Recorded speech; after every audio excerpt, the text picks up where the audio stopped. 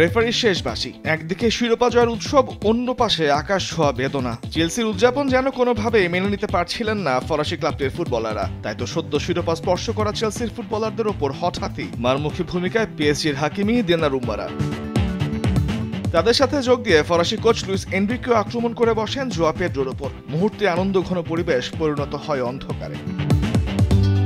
ফাইনালে এমন হার মানতে না পারারই কথা, কারণ প্রথমবারের মতো চ্যাম্পিয়ন্স লিগ সহ ট্রেবল জিতেছে ফরাসি জায়ান্টরা। ফিফা ক্লাব বিশ্বকাপেও আধিপত্য দলটার নকআউট পর্বে ইন্টার মায়ামি, বায়ার্ন মিউনিখ ও রিয়াল মাদ্রিদের জালে দিয়েছে 10 গোল। বিপরীতে একটিও গোল হজম করেনি তারা। এর আগে মেটলাইফ স্টেডিয়ামে ম্যাচের শুরু থেকে আধিপত্য ছিল চেলসির। গ্যালারিতে থাকা ব্লুজ সমর্থকদের গোলের জন্য বেশিক্ষণ অপেক্ষাও করতে হয়নি। ম্যাচের 22 মিনিটে কোল পালমারের গোলে এগিয়ে যায় ইংলিশ ক্লাবটি। এরপরেই যুক্তরাষ্ট্রের তীব্র গরমের প্রথম ওয়াটার ব্রেকের পরে আবার উজ্জীবিত চেলসি। 30 মিনিটে পালমারের জোড়া গোলে চেলসির ব্যবধান দ্বিগুণ।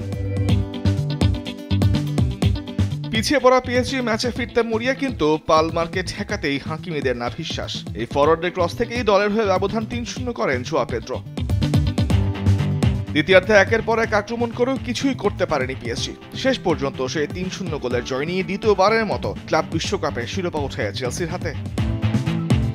তামিমুর রহমান, স্পোর্টস ডেস্ক, দেশ টিভি।